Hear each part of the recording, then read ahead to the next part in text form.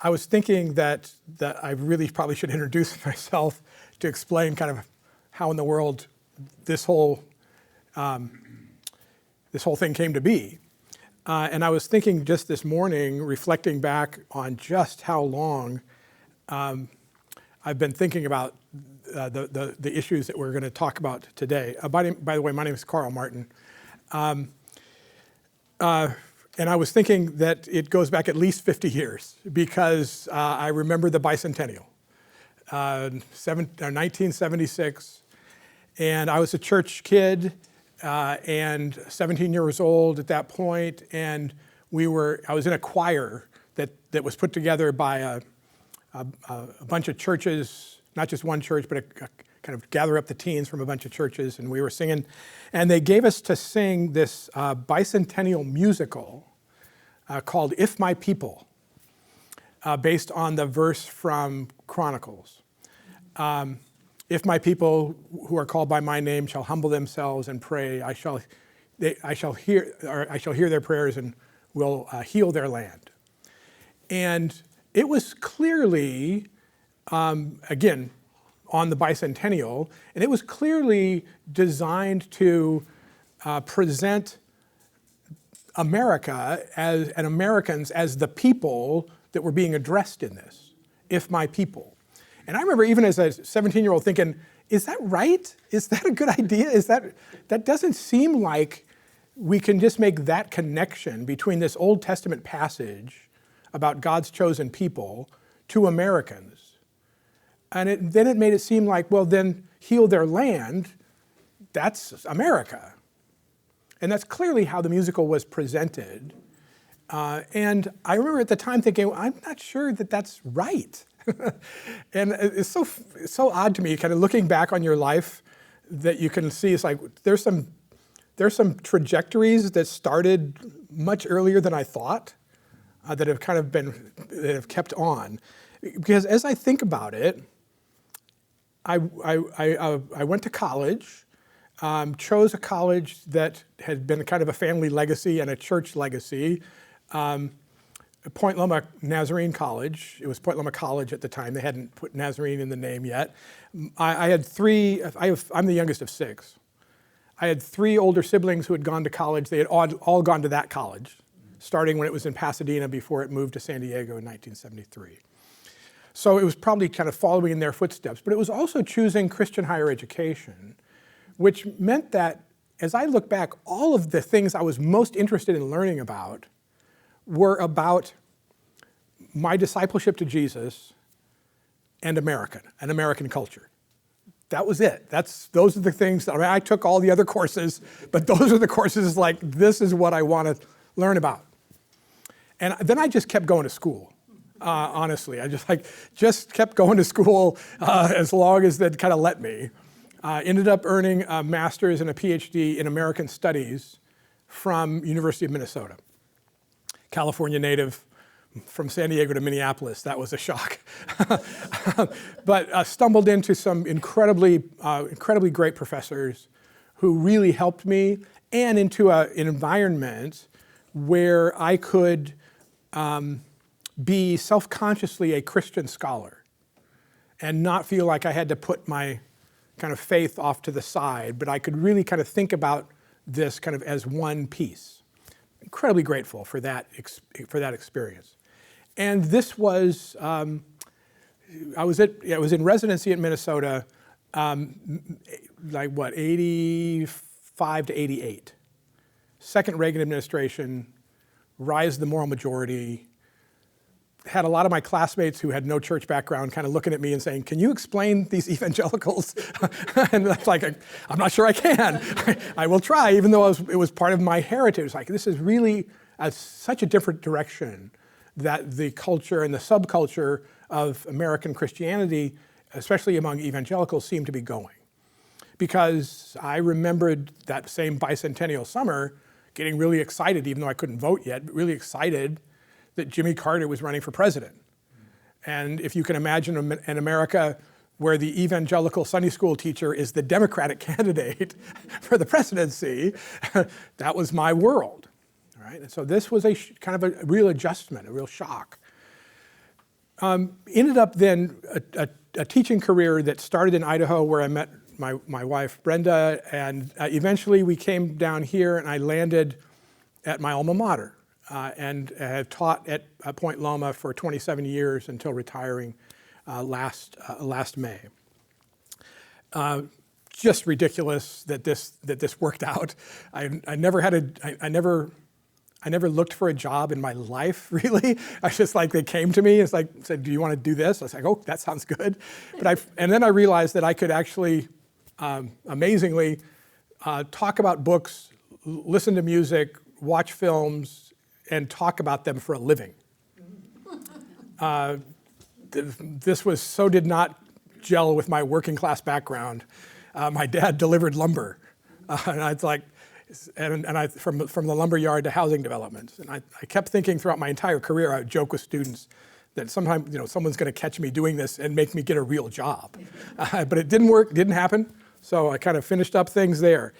And along the way, a verse from Philippians kind of jumped out at me, a verse I'd read so many times, but it's when Paul writes to the church at Philippi and says, our citizenship is in heaven. And he used the present tense, not will be in heaven, but is in heaven.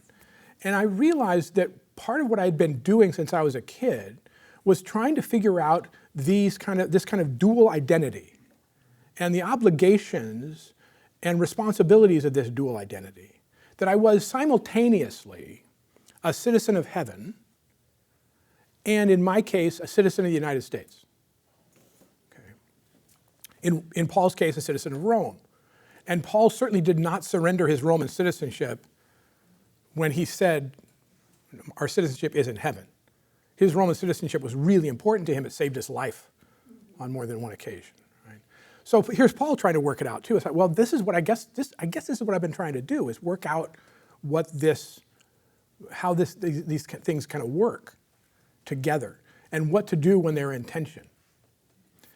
And this is then what led me to considering issues of my fellow citizens and many of my fellow Christians who understand America to be in some measure a Christian nation. And thinking about, well, what does that mean? A couple weeks ago on the panel, John Fanistil argued that's the wrong question. In what way did religion have an influence in the founding? That's a better question.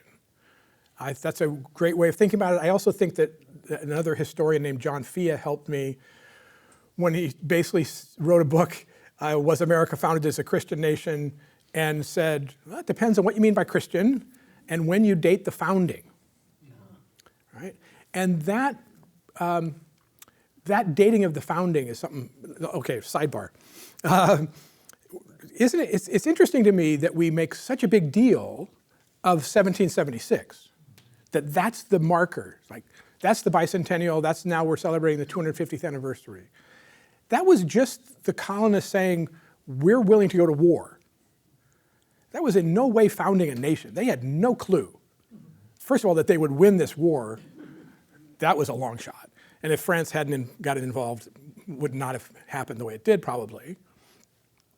But it's really the founding. It's the ratification of the Constitution in 1789 that's the nation's founding.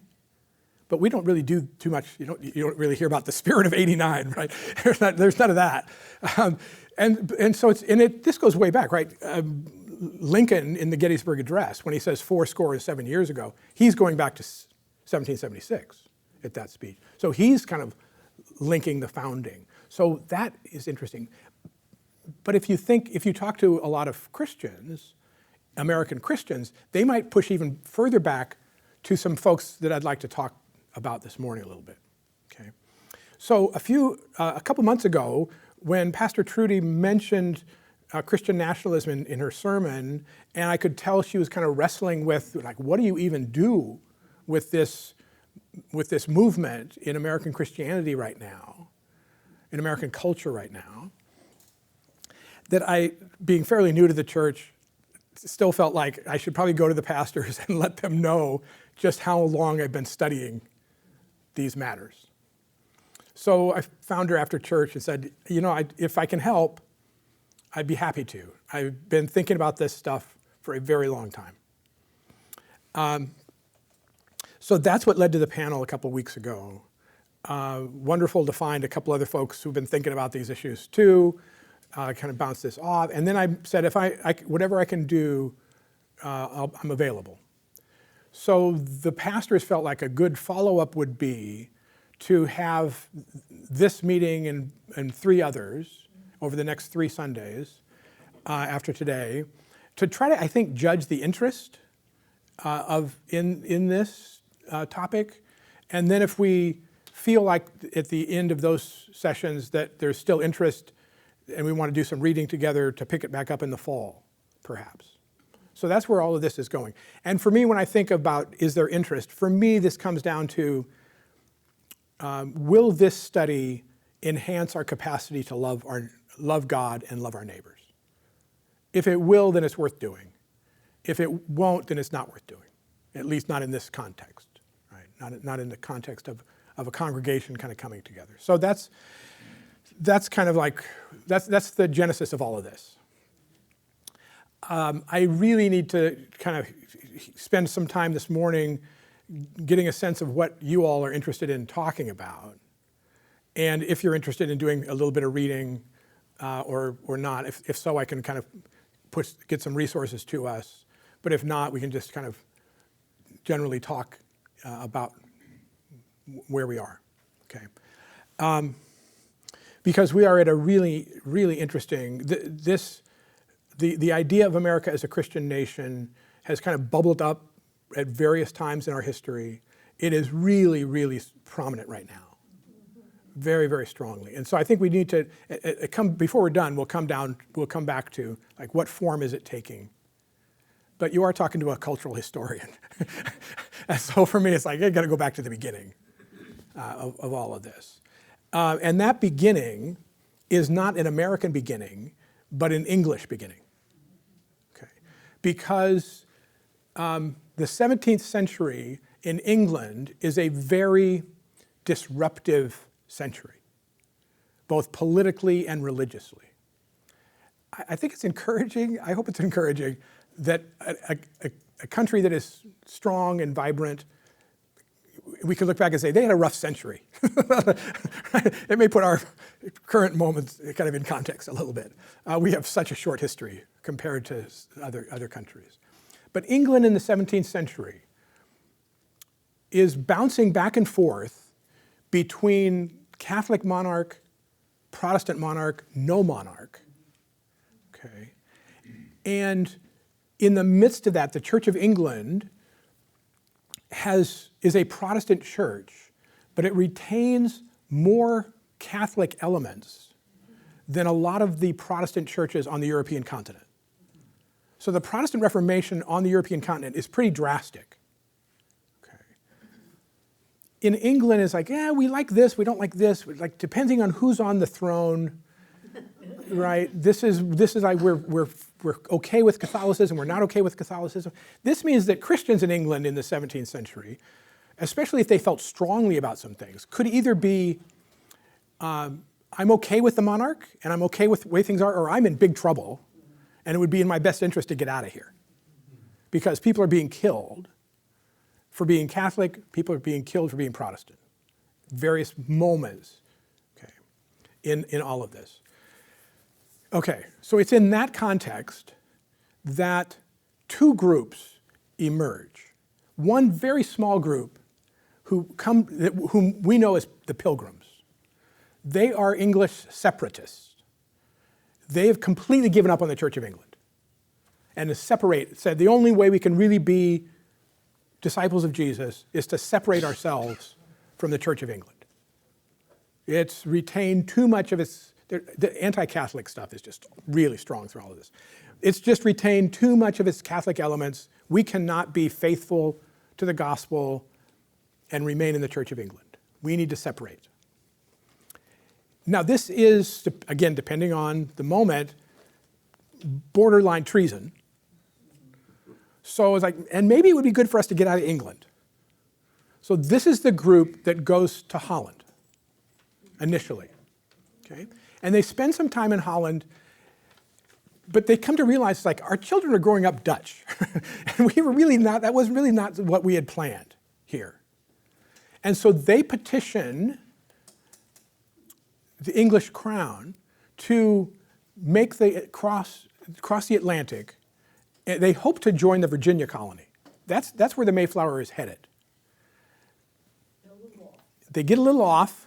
Not good news, because a Massachusetts winter is much harsher than a Virginia winter. They end up landing at Plymouth. Okay. But I think we need to remember just how small this group is. On board the Mayflower, there's only about 100 people on board, and only about 35 of them are English separatists. Okay, 35. And some of that group dies that first winter, the starving time, they call it. Okay. So this is the group that if you ask a lot of American Christians about the founding, they go right to the Pilgrims, okay, which is really interesting, and the first Thanksgiving, for which we have very little documented evidence. There's, I think, 2 written sources about what that was like. We should really think about Thanksgiving as a Civil War development, not a Pilgrim development. That's Thanksgiving. That was President Lincoln. But it goes back to this group. So I think a lot of Americans probably learned this at some point and have forgotten it. But this is a different group from the Puritans. Okay. The Pilgrims are separatists. They go to Holland. They come west, end up in Massachusetts Bay, Plymouth Plantation. Okay. Really interesting. A man named Bradford writes a history of Plymouth Plantation later on. Really interesting to read.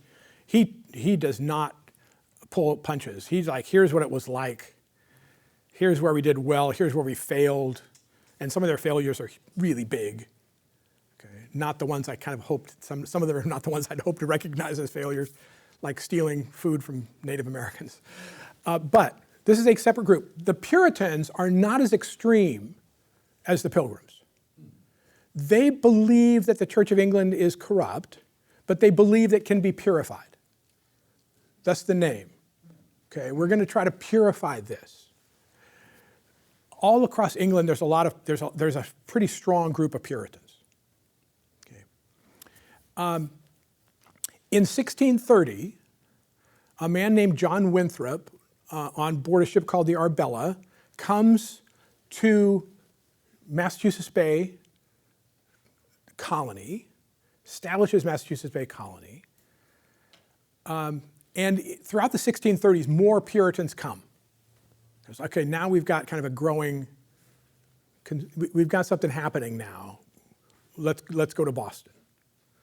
All the while, right, there's still a Virginia colony. But the Virginia colony is Anglican. They're fine. They don't have a problem with the Church of England. Okay.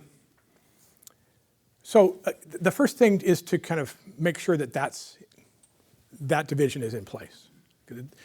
Within about 20 years, the Pilgrims have pretty much disappeared as a unique entity. They've been kind of wrapped up in the Puritan culture of Massachusetts Bay Colony. Okay. But initially, they are 2 groups, 2 separate groups. Okay. Historians have written so many books about the Puritans and what they were about. Okay, what they were trying to do. Okay, the piece I put on Realm is the sermon that John Winthrop gave in 1630 to the people on board the Arbella. Historians aren't sure whether he gave it before they left England, somewhere en route, after they landed, but somewhere in there they heard this. And this was his call for what this community should be about. Okay. This is what's going to kind of guide us. This is the goal. Okay. So I'd like to spend a few minutes, even if you haven't read it, I'd like to spend a few minutes kind of talking through what Winthrop was talking about, because we'll come to a piece at the end which is really important in the terms of American rhetoric and how we develop a kind of a self-understanding, okay? He starts with this: God Almighty, in his most holy and wise providence, hath so disposed of the condition of mankind, as in all times, some must be rich, some poor, some high and eminent in power and dignity, others mean and in submission. Okay. And then he says, here's the reasons why that's the case. It's helpful for me to think about their theology as beginning with this core idea, that they start with God's omnipotence. God is all-powerful. What's the most fundamental thing you can say about God? For the Puritans, it is that God is all-powerful. Jump ahead a century, and the Wesleys are going to challenge this and say the most fundamental thing you can say about God is that God is loving. We sang it this morning in Charles Wesley's hymn, and own that love is heaven. Okay, and if you, especially Charles Wesley's hymns, but John's sermons as well, it really moves God's love to the center. That's not where the Puritans are coming from. God's power, God is all powerful. That's the center.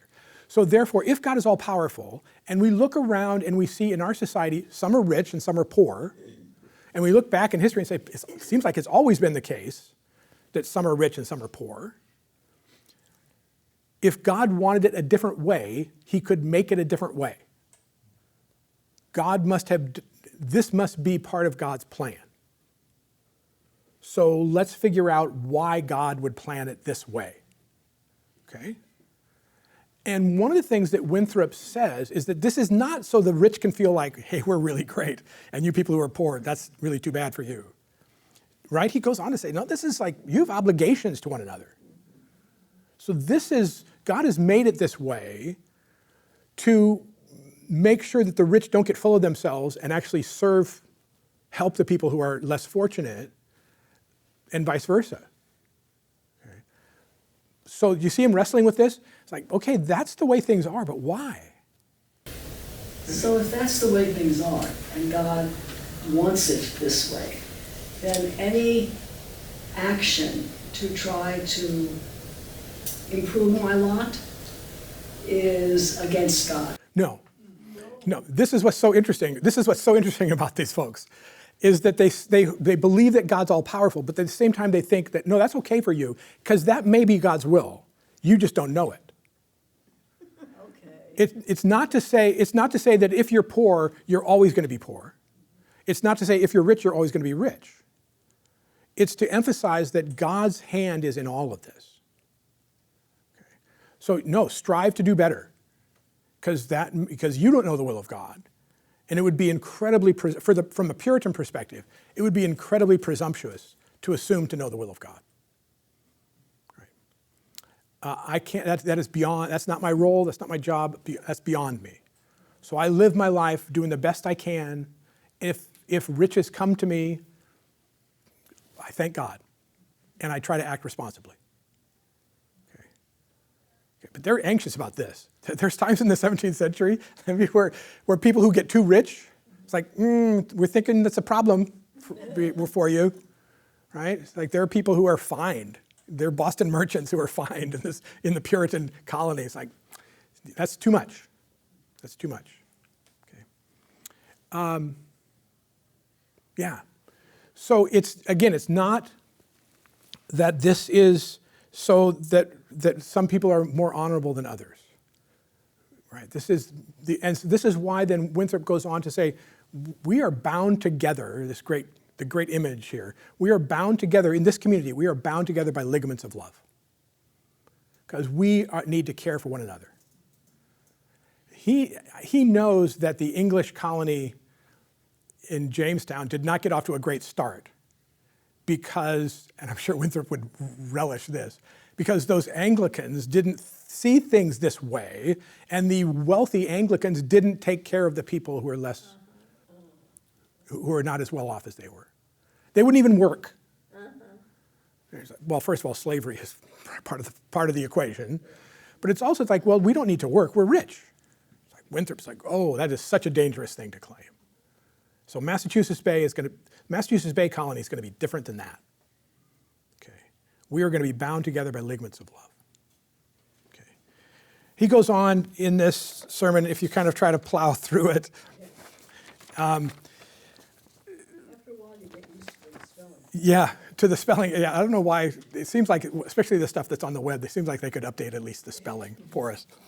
But like we should talk about giving. We should talk about lending. We should talk about forgiving. All right, the lending one strikes me as really interesting because he's acknowledging that we're a community of love. We're a Christian community, but we're also in business, and we got to kind of work this out. So that's important for Winthrop as well. I'd like to take us to page 7. Oh, wow. Jumping ahead. I know, but I don't want to plow through too much of this with you. The last paragraph. It rests now to make some application of this discourse. Okay. What are the consequences of all this? That we're to get to be this community bound together by ligaments of love. For the persons, for the work we're part of, for the means that we're going to kind of do this work. Like, what does all this mean? And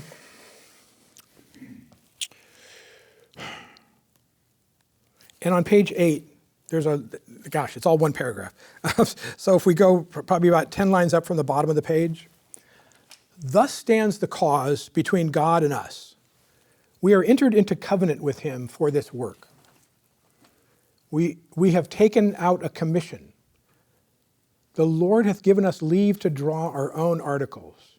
We have professed to enterprise these and those accounts upon these and those ends. I want to focus on that word covenant because there was I can't even tell you how many times I've read this because it was part of the American literature survey that I taught every year. So every fall I'd come back to the Puritans, right? And there was one time I read it, it's like, wait a minute, covenant. And I went to one of my Bible, I actually went to my Old Testament, the professor that I had as an Old Testament prof, who was retired but was still in San Diego. It's like, Dr. Carver, can I talk to you about this? Like, talk to me about covenant in Hebrew Scripture. Right. Who initiates covenant? In Hebrew Scripture, who initiates covenant? God. Yahweh. Always God. Always God. Winthrop knows this. I wish he had been more careful in his language here, because he never claims that God appeared to him and said, I am entering into a covenant with you folks for this work. Right? So he uses this language in a kind of loose way, which is not like him because he's so precise in other places. Okay. But this is interesting. We have entered into a covenant with God. It's like, really? Does God know about this? That's really interesting. That's a really interesting claim. Down a few lines.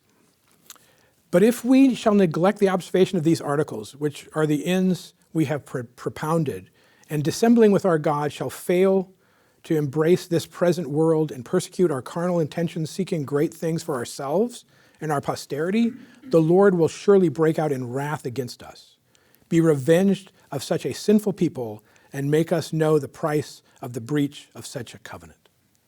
Okay, so this is, for Winthrop, really serious business. Okay, if they fail at this, and primarily fail by failing to live as a community bound together by ligaments of love, God's judgment's going to come down on them. Not just individually, but as a group. This is one reason why the Puritans were so insistent on kind of policing each other's behavior. Okay. Because it's not just if you're not showing up for church, if you're not showing up for worship, it's not just your soul that's in danger here. It's the project. It's the project. Okay. That is really, really important to understand this group and why they were so strict with one another. They're also incredibly reflective about their own lives, because along with God's providence also comes this notion, their idea of salvation, and that is that it may not be in your power to elect yourself for salvation. They had what's sometimes called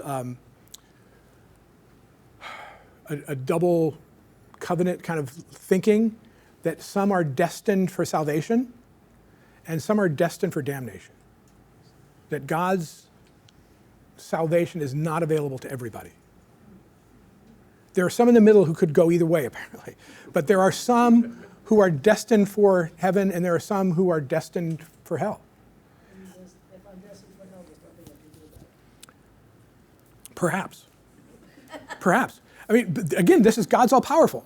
So God's all-powerful, and we look back in history and see some people have obeyed God and some people have really disobeyed God. God's all-powerful. If he wanted everybody to obey, he could force them to obey. The fact that some people have not obeyed must mean that they were destined for damnation from the start. Which means that they didn't not obey. Because if they were already predestined, then that couldn't have had a choice. Yes, but they don't know. Ergo, that's a fundamental inconsistency in their thinking. But they don't know that. Sure they do. They don't know. They know the inconsistency. I think they know that inconsistency. But the individual doesn't know if I'm destined for damnation or not.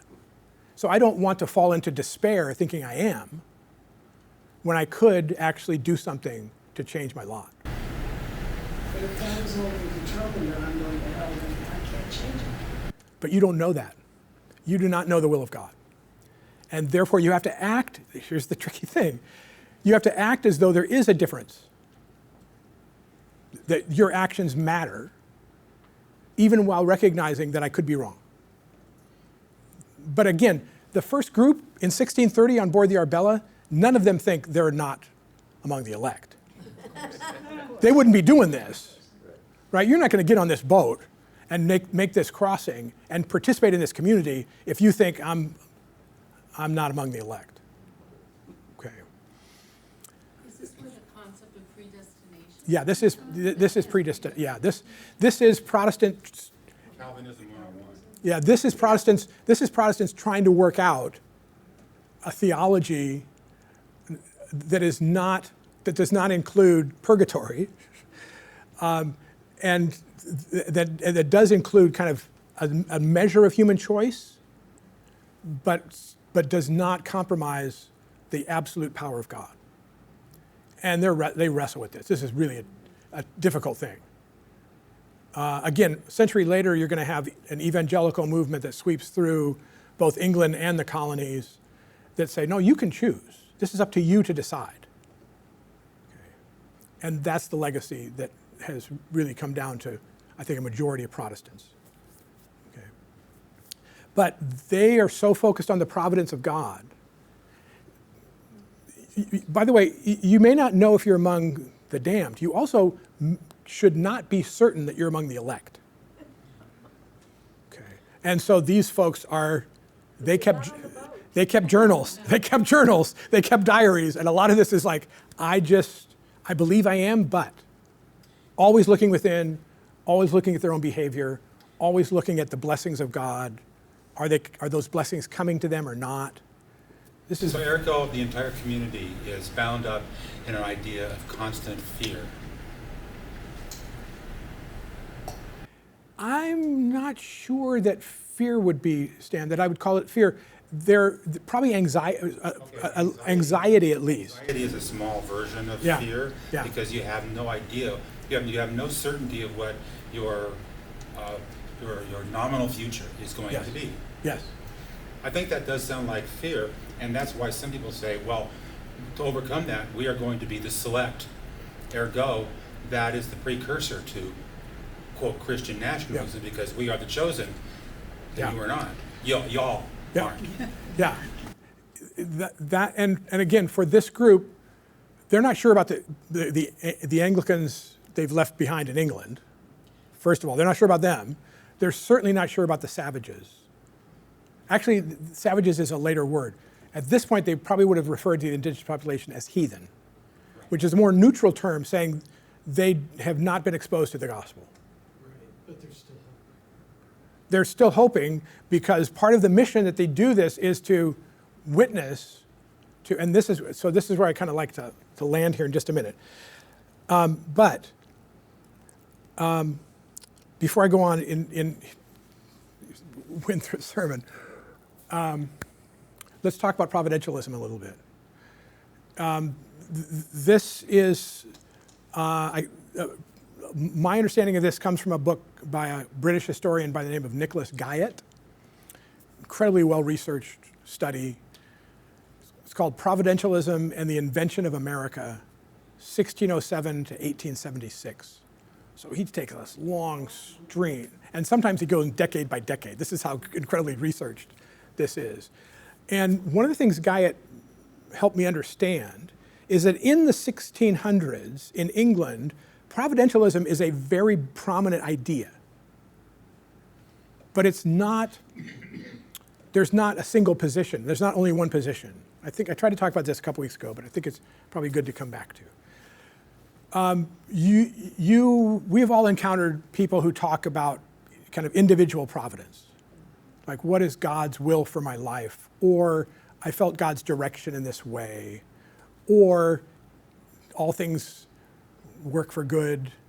Or in this kind of a secularized, everything happens for a reason, right? That's all kind of personal providential thought. There are some Christian theologians who have argued that since the death and resurrection of Jesus, God's work, God's providential work is individual and with the church. And that's it. Okay. There are others, however, who argue that God has continued to work in history using nations. The way that we read in the Hebrew scripture, God rising up this people group called a nation, and so forth. Okay. So the question in England in the 1600s is God using England? Does God have a special purpose for England? Okay. And Guyot argues that this providentialism kind of gives us three levels of intensity. One is what he calls judicial. That, yeah, God has continued to work with nations, but only to the sense of if a nation follows God's ways, they will be blessed. If a nation fails to follow God's ways, they will not flourish. Okay. But there's still this kind of judgment of God present in the world, in nations.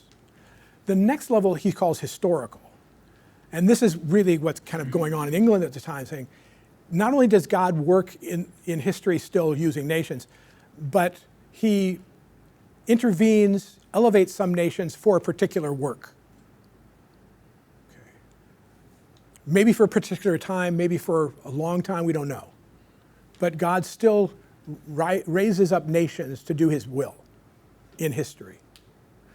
The third, apocalyptic, goes even further to say, and if you know how to read scripture well, you will be able to anticipate what nations God is using at any given moment and which nations he's not.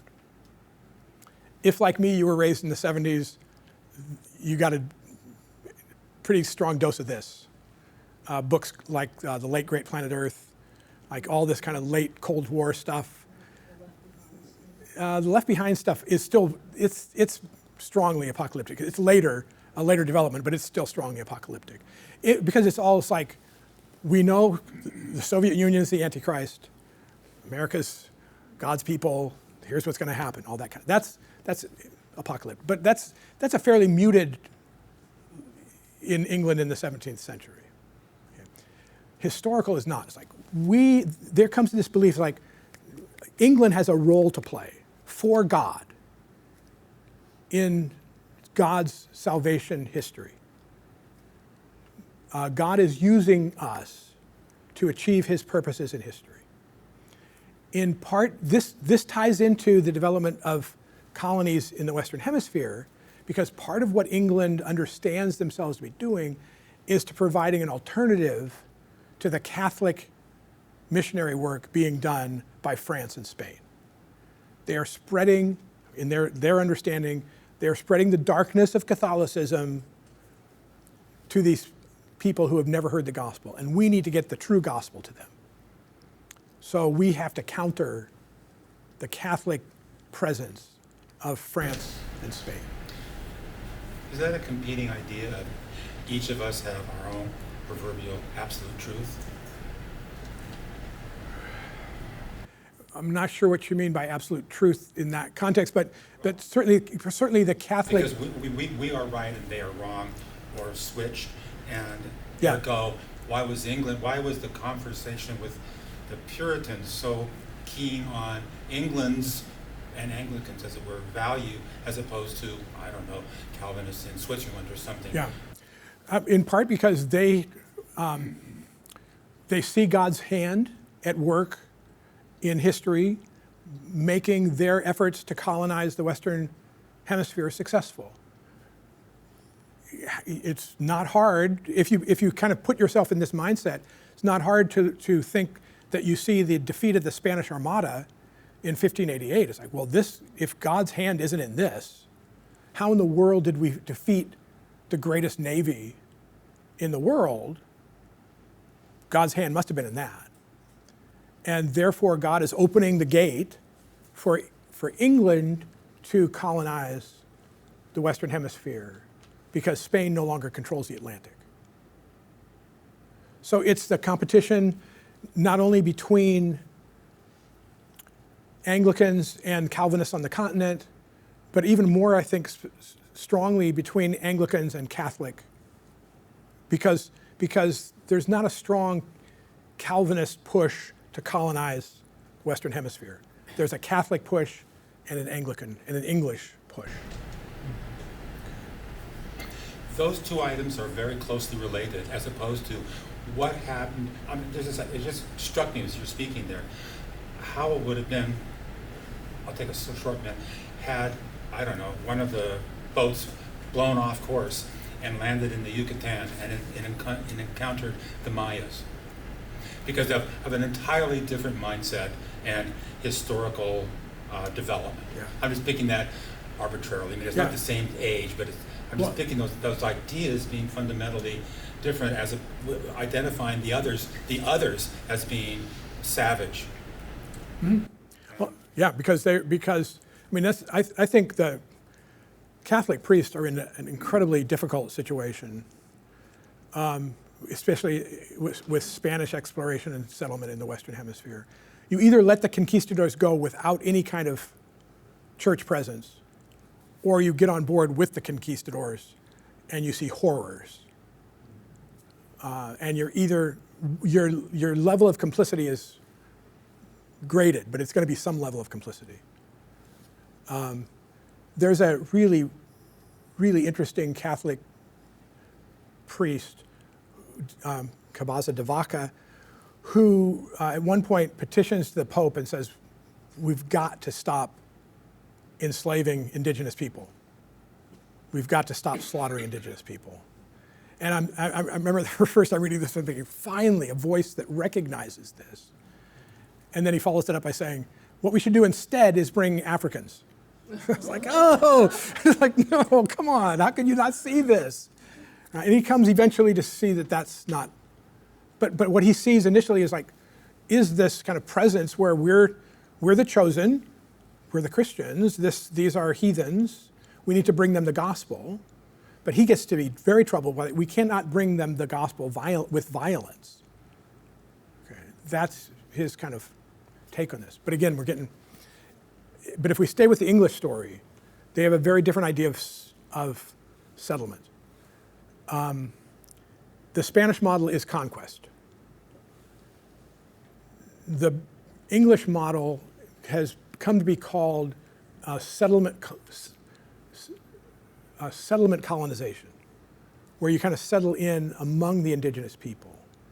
And you eventually start to, as your population starts to grow, you start putting stress on the indigenous population. Because you're competing for land, you're competing for resources. But again, if this is like we're God's chosen, and so this is where, if we come back to, this is now on page 9. Probably about 10 lines down from the top. We shall find that the God of Israel is among us, when 10 of us shall be able to resist 1,000 of our enemies. Then he shall make us a praise and glory, that men shall of succeeding plantations, the Lord make it likely that of New England. And here's the most famous passage from this text. For we must consider that we shall be as a city upon a hill. The eyes of all people are upon us, so that if we shall deal falsely with our God in this work we have undertaken, and so cause him to withdraw his present help from us, we shall be made a story and a byword through the world. We shall open the mouths of enemies to speak evil of the ways of God and all professors for God's sake. We shall shame the faces of many of God's worthy servants and cause their prayers to be turned into curses upon us till we be consumed out of the good land whither we are going. That, I love the line that says, the eyes of all people are upon us. Like, seriously? Do you think China? Do you think Africa are looking like, how are things going in New England? It's such grandiose language. But really he wants that the eyes of the people of England are on us. Yeah. Right? It's a real crisis then when the Puritans seize control of England in the Commonwealth. Because now, like, if we're supposed to be an example to them, what do we do now? There's a whole nother topic. But this notion of a city upon a hill, Winthrop is only talking about the Puritans on board the Arbella, this very small group of people in Massachusetts Bay Colony, a community bound together by the ligaments of love. If we fail in this work of being this community, we call down God's judgment on us and make it difficult for anybody in the future to say, God's with us. Okay? That language, and this was maybe what we should talk about next week, that language moves from the Puritans of New England to become a national rhetoric. Okay. So much so that, again, when I was first studying this material, Ronald Reagan's second inaugural address, he calls America the last and greatest bastion of freedom. And like my Puritan antenna are kind of going off like that. He may as well have said we're a city on a hill. Right? The last and greatest bastion of freedom. So that story, it's a story that takes over a century, but that story of how that rhetoric of John Winthrop becomes the rhetoric of the nation is really important to understanding Christian nationalism. Okay. Let me pause there. What are you thinking? Questions, places that we could use more conversation? How do we get from, as a community, and we're all bound together, and find that stuff on messing up the whole community, to the idea of American individualism? Yeah. Can you repeat the question? It's such a great question. How do we move from this kind of communal ethos to the ethos of individualism? Back in the 1980s, Robert Bellah, a great sociologist, and put together a team of sociologists, wrote a book called Habits of the Heart. And he argues that when American culture is healthy, there is a balance between a couple of kind of communal traditions. One of them is this covenantal biblical tradition that he calls. The other is a kind of a tradition of Republican virtue, which says that as a citizen you have your duty to perform.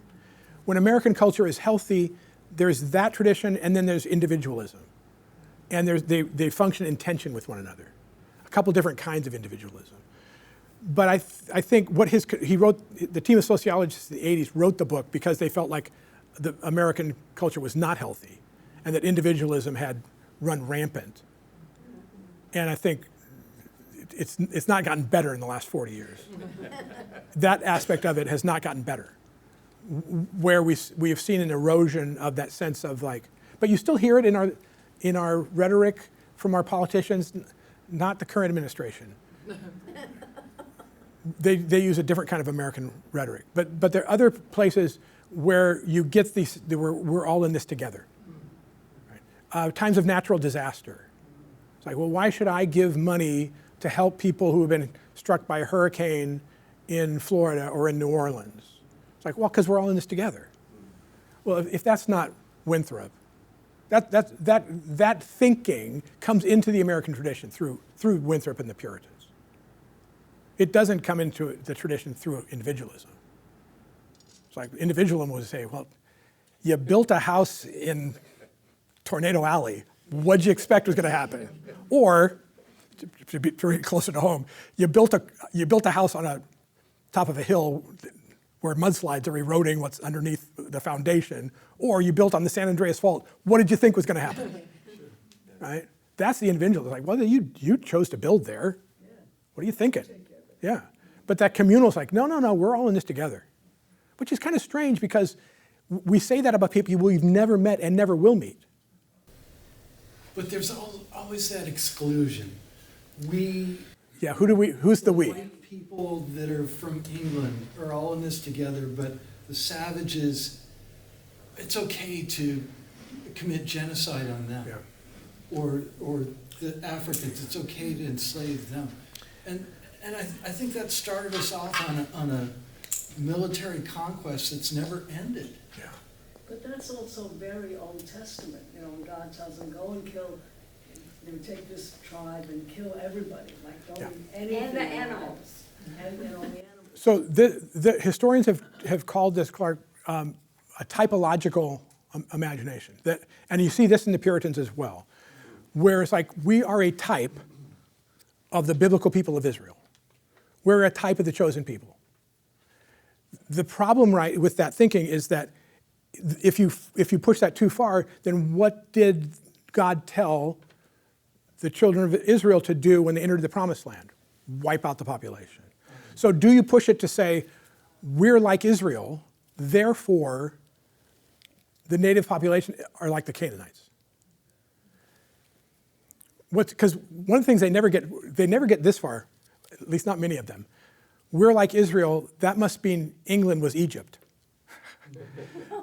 Right? They still, it's like, oh no, we're English. We're English, we're not gonna go that far. So but they do adopt that typological. Let me. I have something. Ken Burns, yesterday on KPBS, they show about the Holocaust. Mm-hmm. It's a very, very good one to look at and understand really what can happen when people begin to divide. Oh yeah. Yeah. Yeah. Mm-hmm. It's very, very, very important to understand it. It's just important. Yeah. Mm-hmm. Let me give you one other thing to think about, and I'll just warn you. Once you start thinking about this, you'll start seeing it every place. Thanks for the warning. Yeah. There's a scholar. Again, this is like I'll my writing is terrible. There was a historian all the way back in the 1970s. Great name, Sack von Berkovich. Sack von Berkovich, a Canadian guy. If you want to know how radical his parents were, they named him after Sacco and Vanzetti. So he was raised by some left-wing parents. If he names him after two Italian anarchists. Sack von Berkovich did a study of Puritan election day sermons. This is some Puritan minutia probably. But Puritan ministers would preach in their congregations every Sunday. But when an election day was coming, somebody in the community would be selected to give the election day sermon for Massachusetts Bay Colony.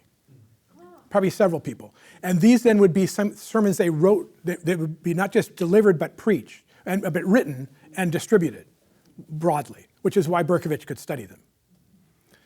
He studies these election day sermons, and what he finds is what he calls a rhetorical structure that he calls the Jeremiad. Okay. Not fair to Jeremiah for reasons that I'll explain in a minute. But he claims that it's cyclical. It begins with a statement of a promise. We are the people of God. And what he found is like every election day sermon did the same thing. We are the chosen people of God. It would then name declension. We are not living like the people of God. Okay. What could happen from that rhetoric, just that much, we believe we're the children of God. We're not acting like the children of God.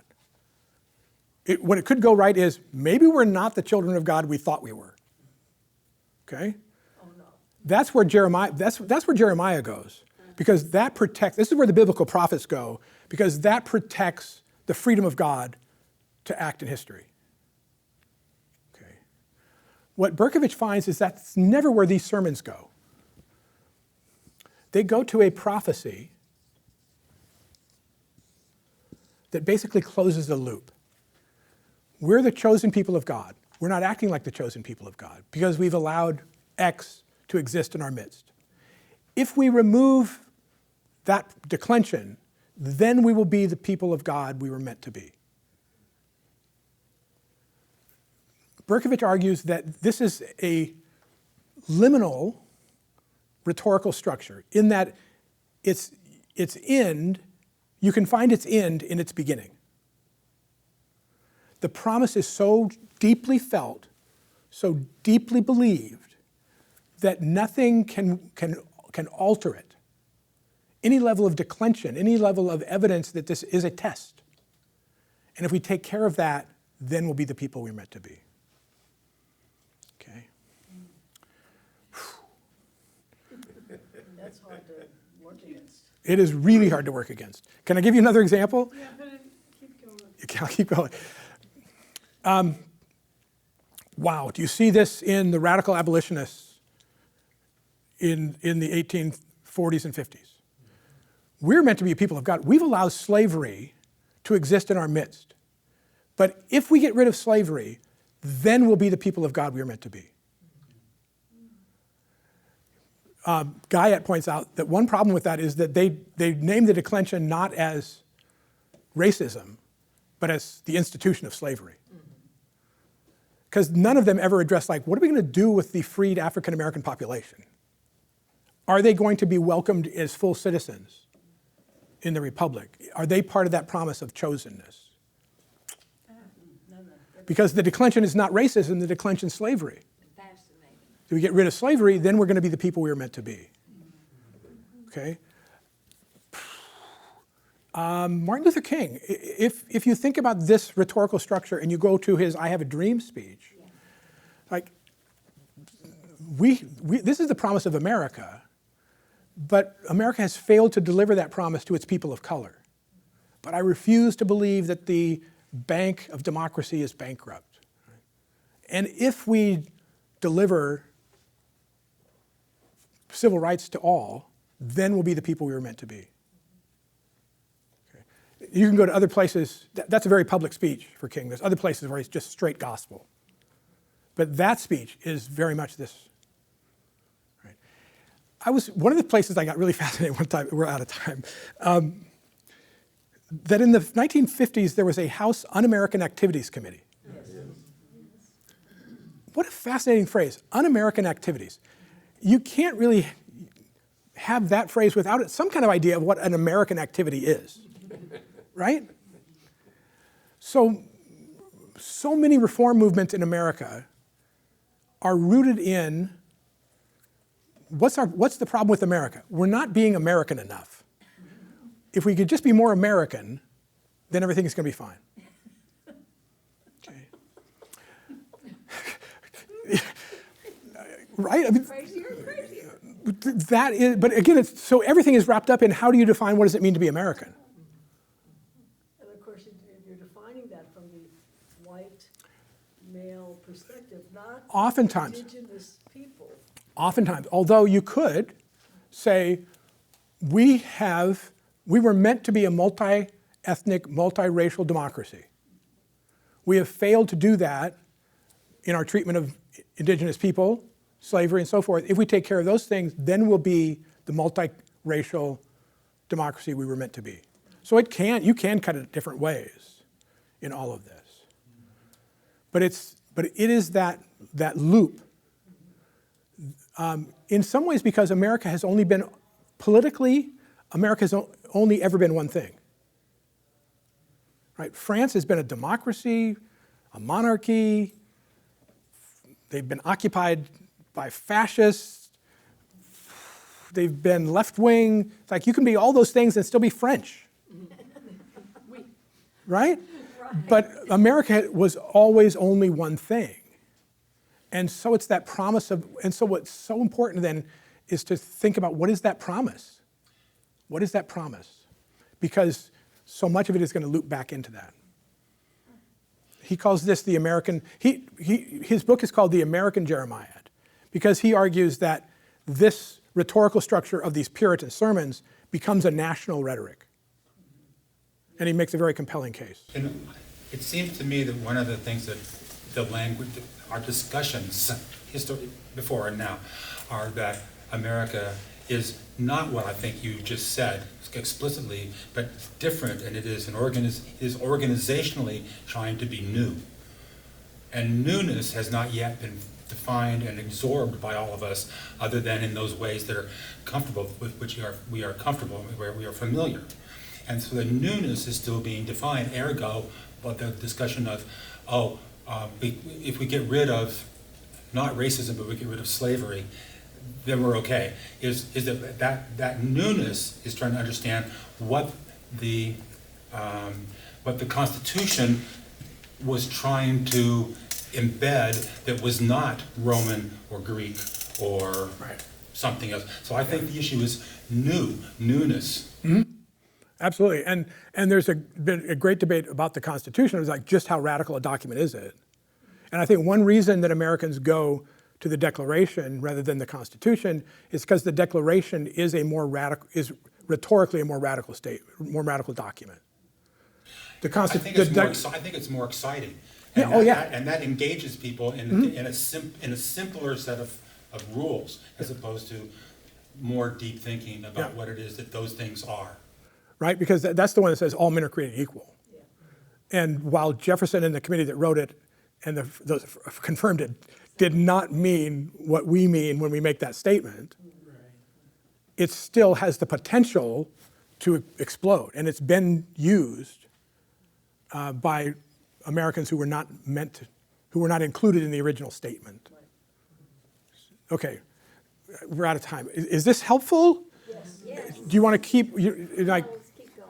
I like the exploration, the directionality. Okay, so I think that what I'd like to do is to stay with the Puritans next week, but then start kind of moving into how we get from the Puritans to the Revolution, and why these groups maintain such an outsized place in the American imagination.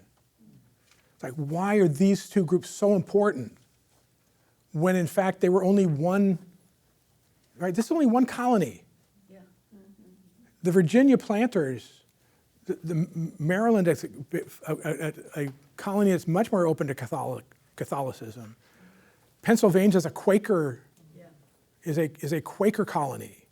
Why do these folks remain such a big part of the American imagination? Because if you're going to deal with kind of like Christian nationalism, this is a place where the Puritans have that outsized place in our imagination. So we'll pick it up from there. and explore that? Starting a bibliography for us. Oh my, Starting with what? a bibliography. Oh, my God. You don't know what you're asking for, but yes, I will. You have no idea how long this could get. So I was just wondering, maybe you think it'll be taken care of with Realm, but in our other class, we exchanged email addresses. Yeah. So if they emailed you, I'm, what do you want to do? we're trying to use Realm, Yeah, it's on Realm. and so everything, I think if I can communicate through that, I think is what the pastors would like. I know of one person in here who doesn't have email or access to, right. So how can we get, I don't, I wait until Sunday. okay, or let me talk to you, okay? yeah. But I will not keep giving reading assignments unless we get to a point where it's something, again, they're small and manageable that you can. But I thought this was small and manageable. It was like, it was short. Manageable is another question. It's Winthrop. You should see 19-year-old college students trying to wrestle with this text. You're like, what in the world are you asking us to read? To the extent that you can, maybe Realm or whatever that is, maybe a reference for the expansion of the topic of providentialism, and specifically going all three of your segments, and how the apocalyptic group of revivalists, etc., have formed such a connection to quote unquote owning the right to being American. Yeah. That idea, I think, would Okay. be particularly helpful to all of us. Yeah. There's a great book called When Time Shall Be No More about prophecy belief in the history of American culture. And it's a fascinating study. It'll be on the list. He's gonna make that review, and we're gonna ask you questions. There will be a test. Yeah. They'll be on the test. No, there won't be a test. That's the great thing. That's the great thing about being a professor emeritus. I can give lectures and never have to grade a paper.